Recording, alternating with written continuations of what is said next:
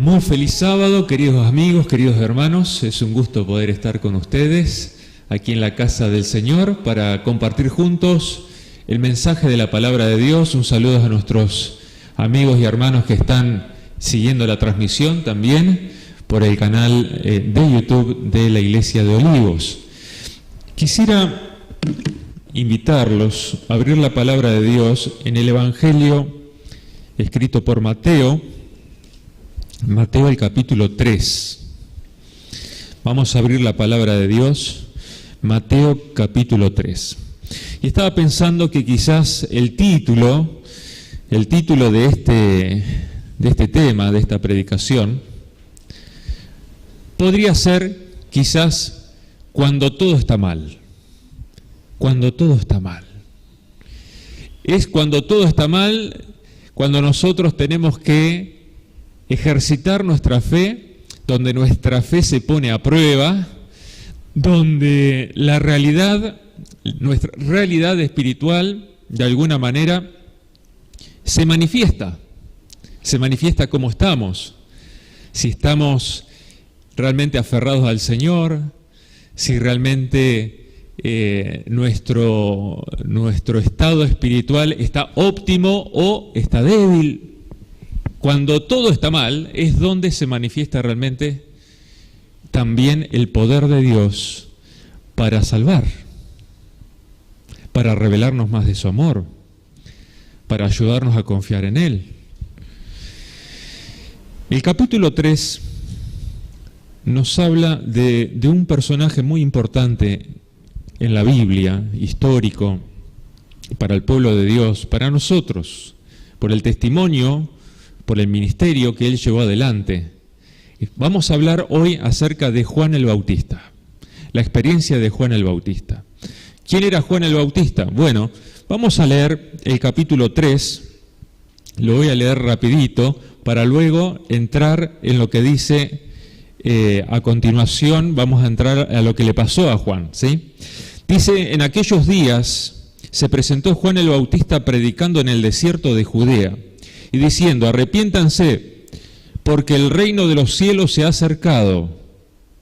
Pues este es aquel de quien habló el profeta Isaías cuando dijo: voz del que clama en el desierto, preparen el camino del Señor, enderecen sus sendas. Juan estaba vestido de pelo de camello, tenía un cinto de cuero alrededor de su cintura y su comida era langosta y miel silvestre. Acudía a él Jerusalén, toda Judea y toda la provincia de alrededor del Jordán, y eran bautizados por él en el Jordán, confesando sus pecados. En el verso 7 dice: al ver él que muchos de los fariseos y de los saduceos venían a su bautismo, les decía: generación de víboras, ¿quién les enseñó a huir de la ira venidera?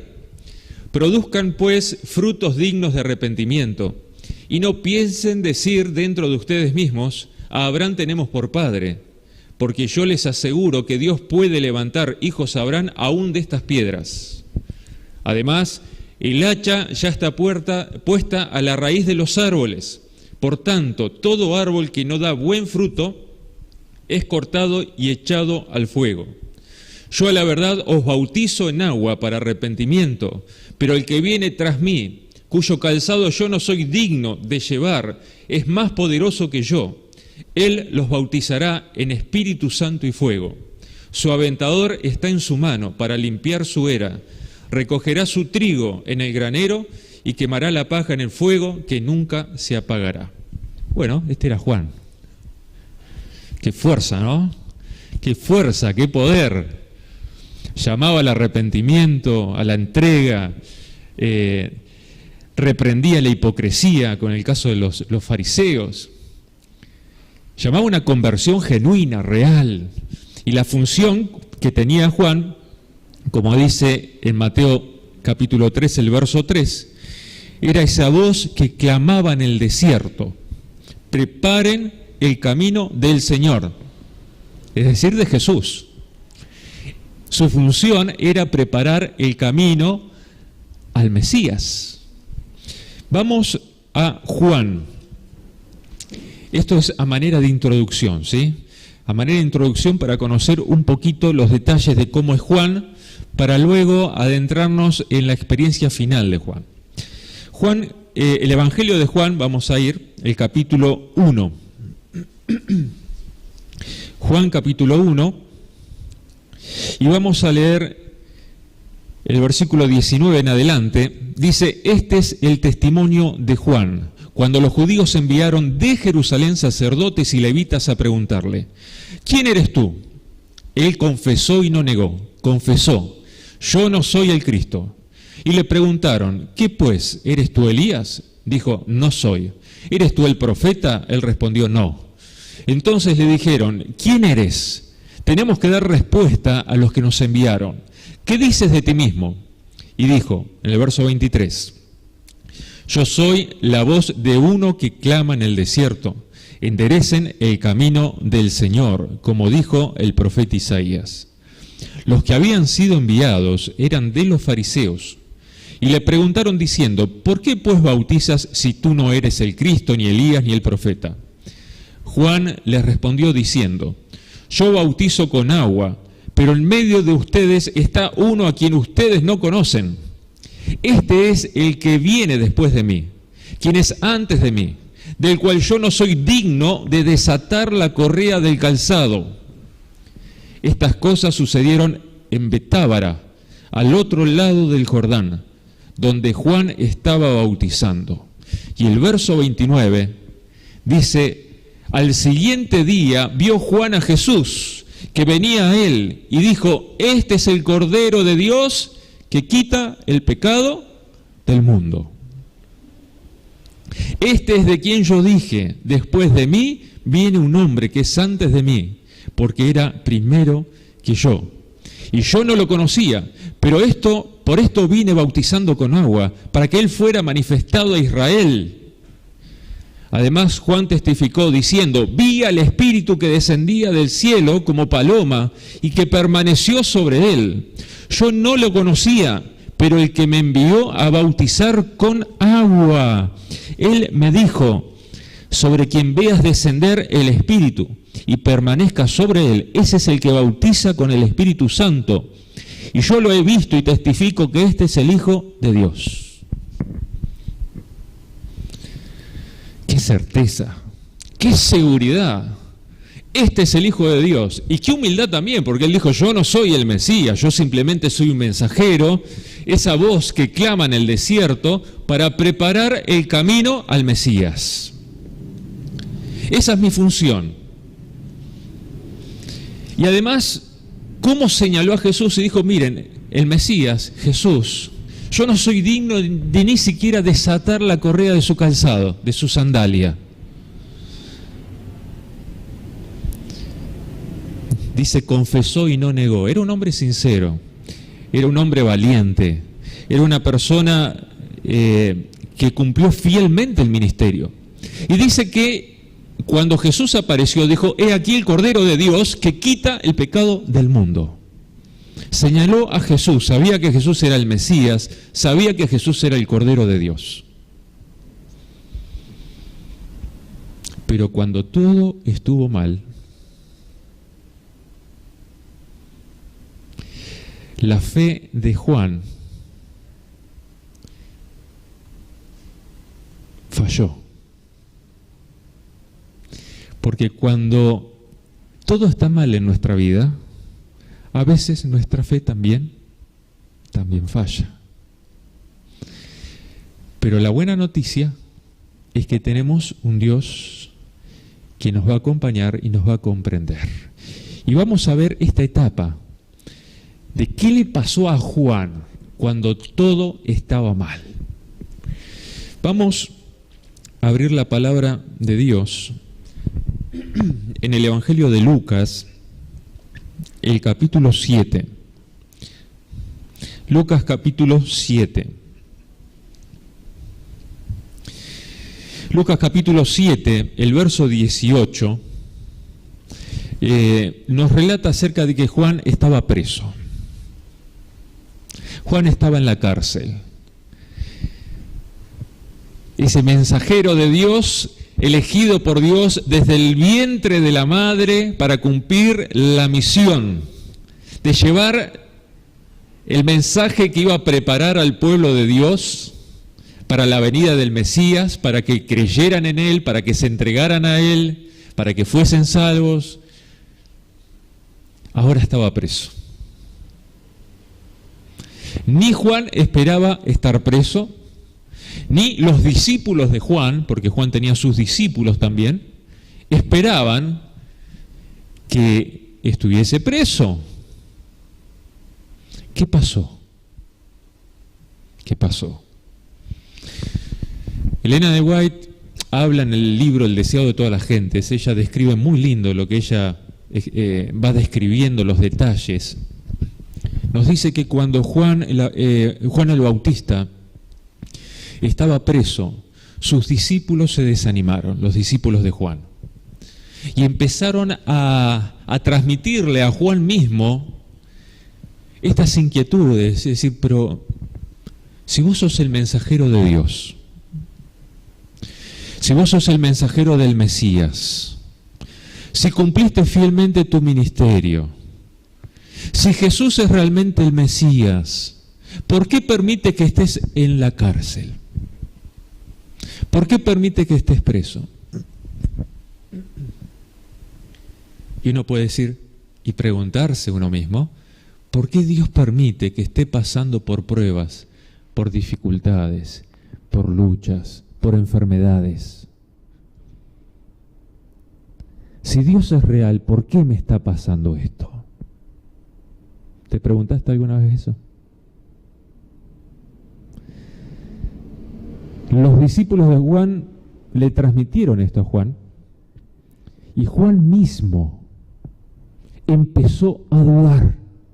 Y uno puede decir, ¿cómo Juan empezó a dudar? Un hombre que había confesado de manera tan certera que Jesús era el Mesías, que Jesús era el Salvador, a quien habían esperado por tanto tiempo. He aquí el Cordero de Dios que quita el pecado del mundo. Yo no soy digno de desatar ni siquiera la correa de su sandalia. Este es el que bautiza con el Espíritu Santo. Y ahora, en la cárcel,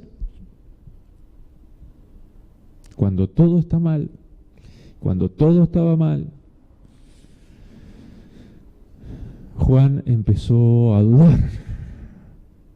Podríamos decir influenciados por sus amigos, sus discípulos, pero lo cierto es que empezó a dudar. Él esperaba que Jesús iba a instaurar un reino de gloria en el cual iban a dominar a los romanos, iban a liberar a todos los israelíes, y de esa manera iban a ser de una vez por todas una nación gloriosa, una nación en la cual Dios iba a reinar y desde allí, desde Israel, gobernar a todo el mundo.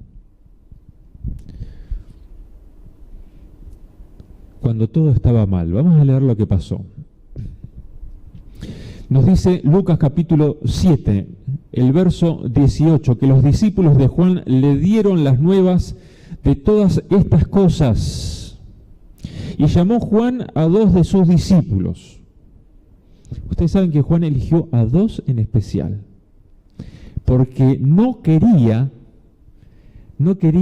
que desanimar con la propuesta que le iba a hacer a estos discípulos, con este encargo, no quería desanimar a los otros. Llamó a 2 discípulos de más confianza de él y les encargó algo.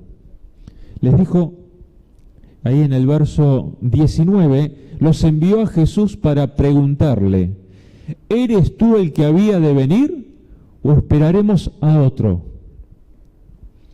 ¿Qué pasó? ¿Qué pasó con la evidencia de que él dijo, yo vi al Espíritu Santo descender sobre él?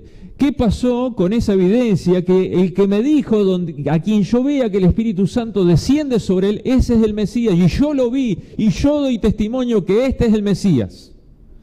Y ahora dice, mandó 2 mensajeros a Jesús para preguntarle, ¿eres tú ¿Eres tú? Satanás estaba atacando fuertemente, esto también lo comenta Elena de White, estaba atacando fuertemente la mente, el estado anímico de Juan el Bautista. Como Satanás ataca muchas veces a nosotros, Satanás quiere que nos olvidemos de las evidencias que Dios ha presentado a lo largo de nuestra vida, de cómo Dios nos ha acompañado, cómo Dios nos ha cuidado, cómo Dios nos ha bendecido. Y quiere que nos concentremos mirando el problema puntual que quizás estamos viviendo. Y nos quiere hacer olvidar de ese Dios maravilloso que siempre estuvo con nosotros. Y cuando todo está mal, el enemigo aprovecha las circunstancias para afligirnos, para agobiarnos, para entristecernos, para hacernos dudar del amor de Dios, para hacerte dudar del amor de Dios y llevarte a la desesperación y apartarte de Él, y si es posible aniquilarte, aniquilar tu fe, tu vida espiritual. Nos continúa diciendo el texto, Lucas capítulo 7, el verso 20, dice, cuando pues los hombres vinieron a Jesús, le dijeron, Juan el Bautista nos ha enviado a ti para preguntarte, ¿eres tú el que había de venir o esperaremos a otro? ¿Cómo habrá reaccionado Jesús? Jesús fue bautizado por Juan en el río Jordán. Juan dio testimonio delante de Jesús que él era el Mesías. Y ahora, a quien Dios había elegido para llevar certeza al pueblo y preparar el camino al Mesías, dudaba. ¿Cuál fue la reacción de Jesús? ¿Cuál es la reacción de Jesús cuando vos dudas de Él? En los momentos de pruebas, de lucha, de dificultades. ¿Se enoja con vos? ¿Te reprocha? Te dice, qué poca fe que tenés, la verdad. Yo esperaba más de vos, ¿eh? ¿Así responde Dios? Vamos a ver lo que hace Jesús. Dice que en el versículo 21, Jesús no les respondió nada. No les respondió nada. ¿Qué es lo que hizo Jesús?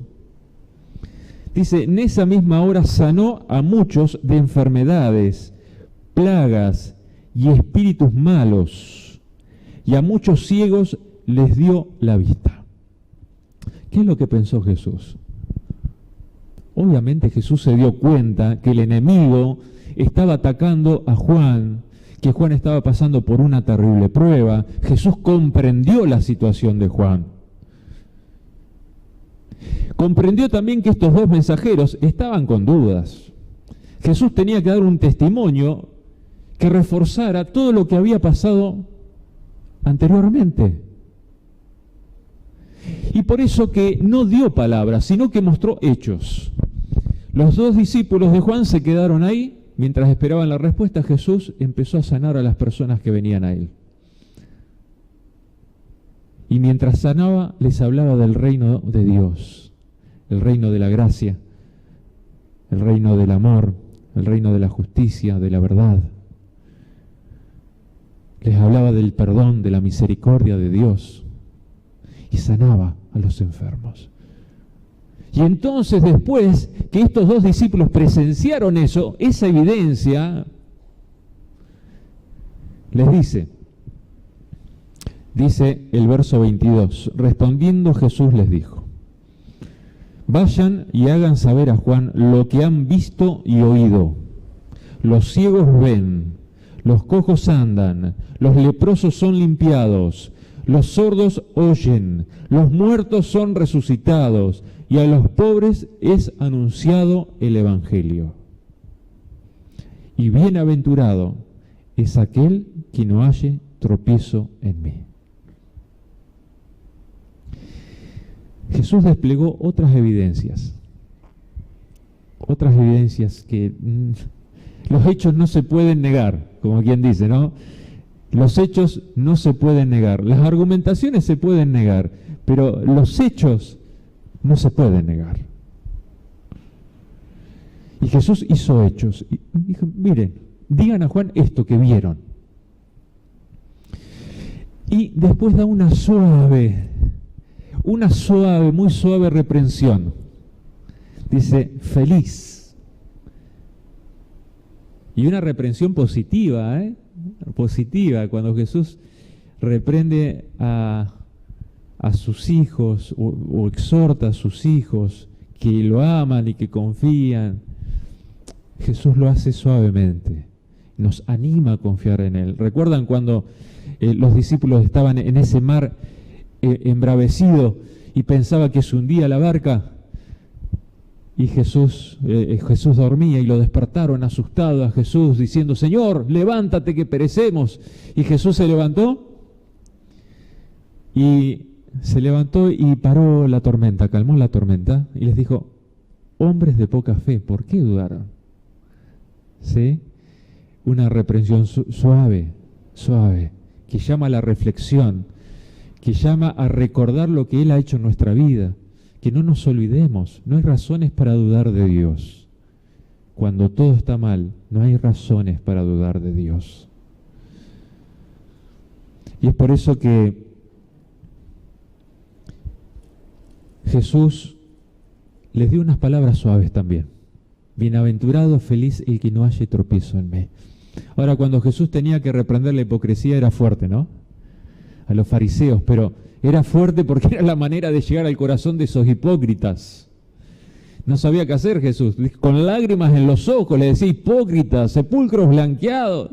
Porque la dureza del corazón de ellos estaba formada por la hipocresía, era algo diferente, totalmente diferente al caso de Juan el Bautista y de los discípulos de Jesús, que tenían una disposición sincera, pero que eran débiles. Nos dice el texto, continúa diciendo, el verso 24, cuando se fueron los mensajeros de Juan, comenzó a hablar de Juan a la gente. ¿Y qué les dijo Jesús a la gente? ¿Vieron? ¿Cómo me falló este Juan, yo lo elegí desde el vientre para que fuese mi mensajero y miren cómo duda. Aprendan ustedes, aprendan. ¿Les dijo así? ¿Qué dijo Jesús? ¿Qué salieron a ver al desierto? ¿Una caña sacudida por el viento? No, Juan no era una caña sacudida por el viento como los líderes religiosos que iban de un lado para otro. Juan era un hombre firme, un hombre que tenía convicciones. Y cuando Juan predicaba y bautizaba, era un hombre que lo hacía con la convicción y el poder del Espíritu Santo. Verso 25 dice, ¿o qué salieron a ver? A un hombre cubierto de vestiduras delicadas.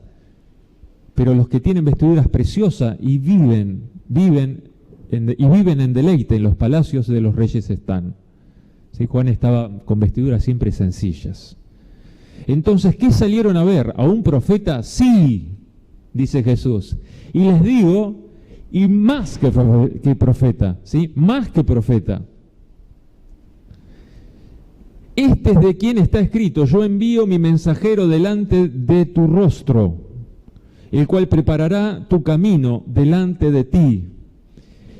Les digo que entre los nacidos de mujeres no hay mayor profeta que Juan el Bautista. Y sin embargo, el más pequeño en el reino de Dios es mayor que él.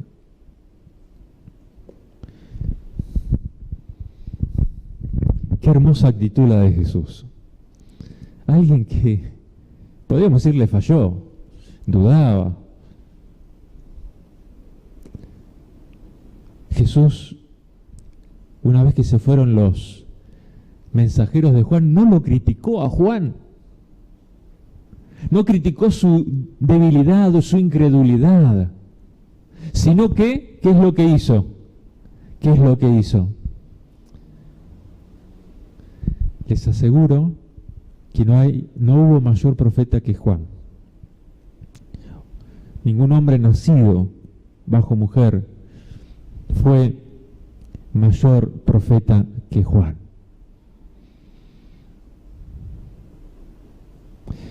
Qué hermoso es cómo Dios comprende nuestra situación. Jesús dijo, ¿no?, que nuestra naturaleza es débil. Jesús sabe que, aunque lo amamos y somos sinceros, cuando atravesamos por pruebas, dificultades y luchas que quizás nos superan, dudamos, pero Dios no te critica por eso. Dios no te critica cuando vos dudás, pero sí te anima a recordar lo que Él siempre hizo en tu vida, cómo te acompañó, cómo te cuidó, cómo te guió, para que no dudes cuando todo está mal. Cuando los mensajeros de Juan llegaron a Juan y le dijeron esto, Juan quedó seguro, quedó convencido de que realmente Jesús era el Mesías. Y no solamente quedó convencido de esto, sino que entendió en qué consistía el reino de Dios, que no consistía en la imposición de poder, sino en un principio espiritual puesto en el corazón. Y quiero compartir con ustedes algunos pensamientos sobre por qué Jesús dijo que no hay mayor profeta que Juan. Nos dice el deseado de todas las gentes que en el anuncio hecho a Zacarías antes del nacimiento de Juan, el ángel había declarado: será grande delante de Dios, en la estima del cielo. ¿Qué constituye la grandeza? ¿Qué es la grandeza para Dios? Y responde: lo que Dios aprecia es el valor moral, el amor y la pureza son los atributos que más estima. Y estos eran realmente atributos de Juan el Bautista. Ahora, ¿qué le pasó a Juan? Vamos a ver rápidamente Marcos capítulo 6, el verso 14. Marcos capítulo 6, el verso 14. Vamos a leer lo que dice la palabra de Dios. Marcos capítulo 6, versículo 14.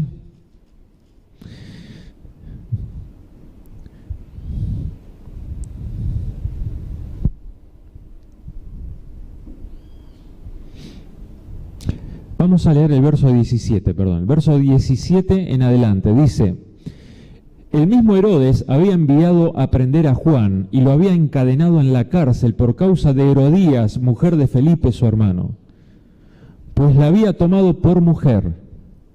Porque Juan había dicho a Herodes: no te está permitido tener la mujer de tu hermano. Por eso Herodías lo acechaba y deseaba matarlo, pero no podía. Porque Herodes temía a Juan, sabiendo que era un hombre justo y santo, y lo protegía. Cuando lo oía, se quedaba muy perplejo, pero lo escuchaba de buena gana. Llegó el día oportuno, cuando Herodes, en la fiesta de sus cumpleaños, daba una cena a sus príncipes y tribunos, y a los altos dignatarios de Galilea. Entró la hija de Herodías y danzó. Ustedes saben que la madre, sin que la hija supiese, la había mandado a hacer esto, porque quería obtener la muerte de Juan. Ahora vamos a ver. Dice que danzó y agradó a Herodes, el verso 22, agradó a Herodes y a los que estaban con él a la mesa. El rey entonces dijo a la muchacha: pídeme lo que quieras y yo te lo daré. Y le juró: todo lo que me pidas te daré, hasta la mitad de mi reino. Ustedes estaban todos ebrios aquí. Elena White dice que era un desastre la fiesta que Herodes había hecho. Había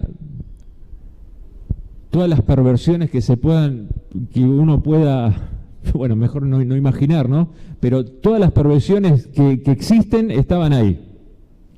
Estaban ahí. ¿Sí? Estaban ahí. Es decir, estaban ebrios, había un montón de situaciones muy perversas que se daban ahí en el mismo banquete. Y no estaba en su sano juicio. Y le juró esto. Y Satanás aprovechó esta oportunidad. Y dice que el verso 24, saliendo ella, dijo a su madre, ¿qué pediré? Es decir, no sabía. Esta le dijo, la cabeza de Juan el Bautista. Elena White dice en el deseo de toda la gente que cuando le pidió la madre esto a la hija, primero se negó la hija. Pero la madre insistió tanto, ¿no? Y le lavó la cabeza, como bien dice, para que realmente le pidiera eso. Y le pidió. Y nos dice el texto que entonces, el verso 25, ella entró apresuradamente ante el rey y pidió diciendo, quiero que ahora mismo me des en un plato la cabeza de Juan el Bautista.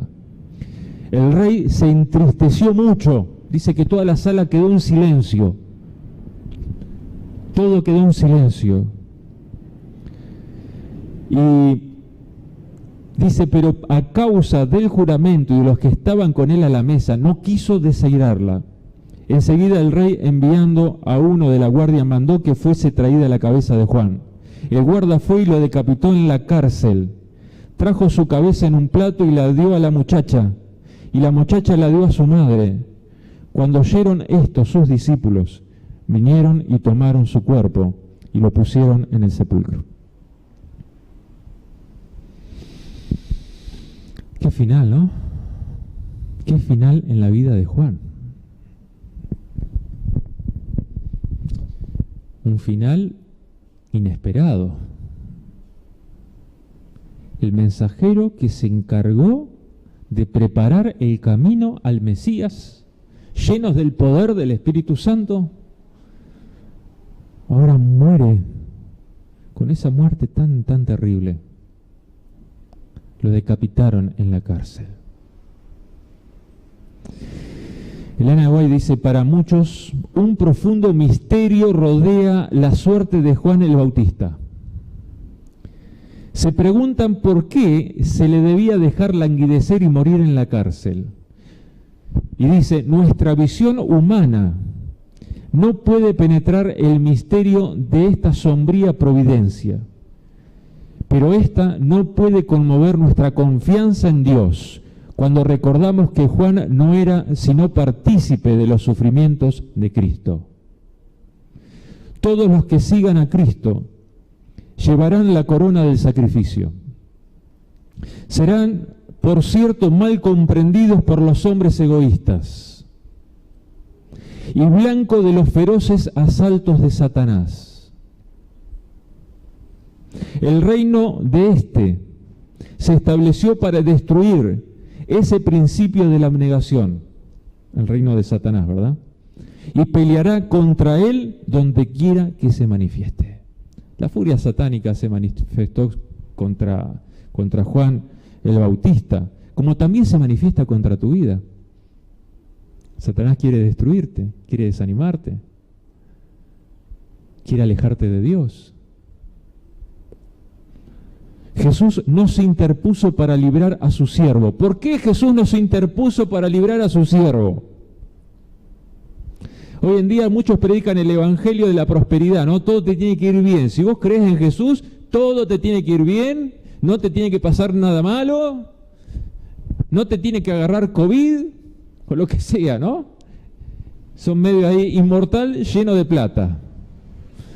Pero eso la Biblia no enseña. Esa mentira la Biblia no enseña. Sabemos que Dios protege, cuida, pero Dios tiene propósitos más amplios de lo que nosotros pensamos. Dice, Jesús sabía que Juan soportaría la prueba.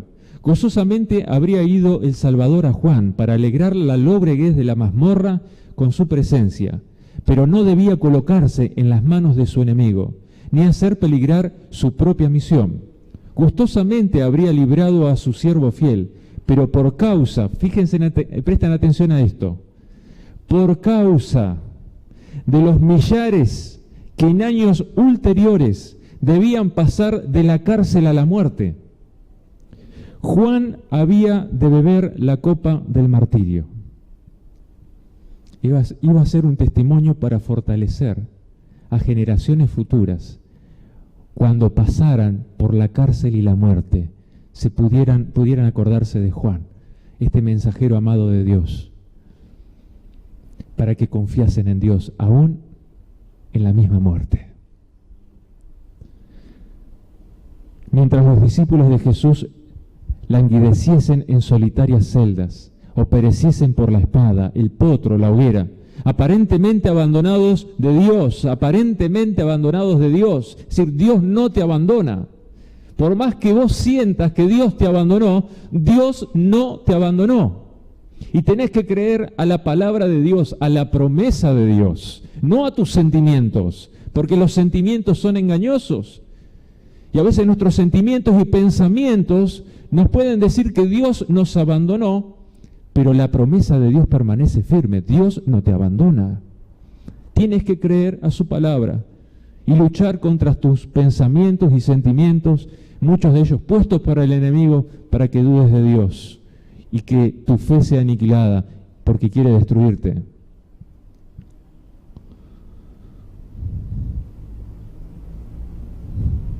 Qué maravilloso. Dice que se le permitió a Satanás abreviar la vida terrenal del mensajero de Dios.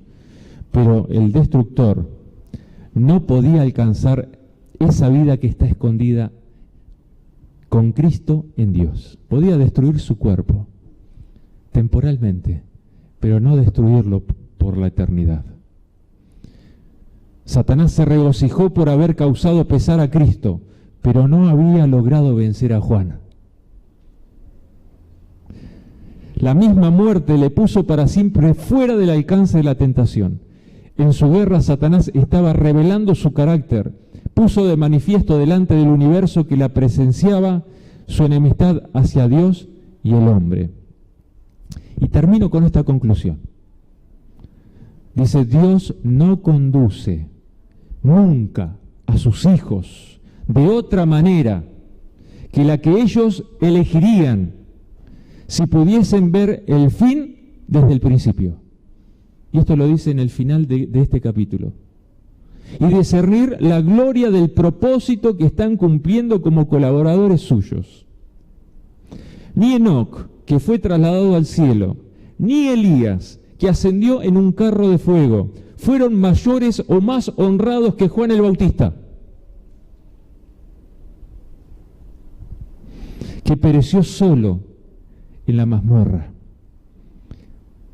La palabra de Dios dice, a ustedes es concedido por Cristo, no solo que crean en Él, sino también que padezcan por Él. Y de todos los dones que el cielo puede conceder a los hombres, la comunión con Cristo en sus sufrimientos es el más grave cometido y el más alto honor. Bueno, impresionante. Quisiera hacer una oración. Gracias, Padre, porque tú, cuando todo está mal, no nos dejas, no nos abandonas. Siempre estás con nosotros. El enemigo quiere atormentar nuestra mente, nuestro corazón, diciéndonos que tú nos has abandonado. Pero debemos recordar cómo tú siempre has estado en nuestra vida, guiándonos a través de tus providencias, y sobre todo recordar las promesas de tu palabra.